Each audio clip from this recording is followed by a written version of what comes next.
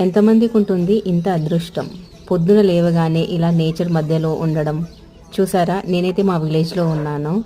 ఇదొచ్చేసి the best moments నా లైఫ్లో. అంటే ఇలా పొద్దున లేవడము, ఇలా నేచర్ని ఎంజాయ్ చేయడము, ఎటు చూసిన పల్లెటూరు వాతావరణం చూడండి ఎంత బ్యూటిఫుల్గా ఉంది.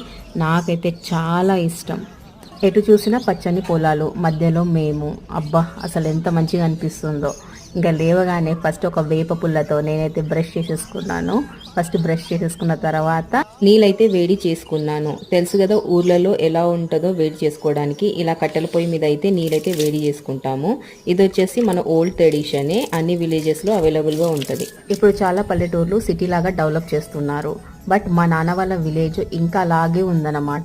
మనకు ప్యూర్ పల్లెటూరు వైబ్ అంతా ఇక్కడ కనిపిస్తుంది. ఇక్కడికి వచ్చాక నాకైతే హైదరాబాద్కి అస్సలు వెళ్ళాలనిపించదు. ఇక్కడే ఉండాలి, ఈ నేచర్ని ఎంజాయ్ చేస్తూ హ్యాపీగా టైం స్పెండ్ చేయాలి.